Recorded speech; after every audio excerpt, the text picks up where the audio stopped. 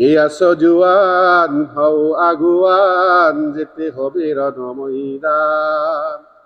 আহ, কবি কত সুন্দর করে বলতেছে।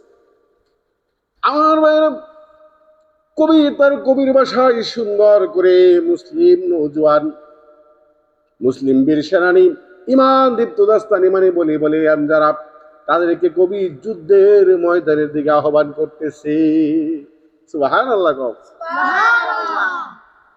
কবি বলতেছে, আই কেসো জওয়ান নওজোয়ান মর্দে মুজাহিদ, তুমি যুদ্ধের ময়দানের দিকে বীর সেনানীর মতো অগ্রসর হও।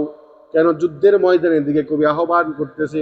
কবি পরবর্তীতে বলতেছে, ত্রিভুবন ছেয়ে গেছে আবর্জনে, আজি বাতিলের শক্তি ক্ষণে ক্ষণে, মুসলিম শোরণিত করিতেছে পান, কে আছো জুয়ান হাও আগুয়ান, যেতে হবে রণময়দান।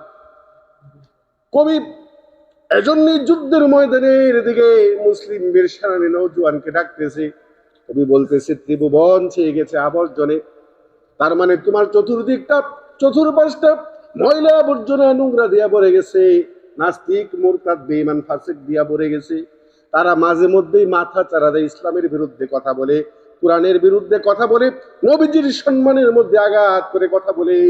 আর ওই সমস্ত নাস্তিক বেঈমান মুরতাদ ফাসিকদেরকে আল্লাহর জমিন থেকে চিরতরে নিশ্চিহ্ন করে দেওয়ার জন্য কবি মুসলিম যুবকদেরকে যুদ্ধের ময়দানের দিকে রাখতেছে।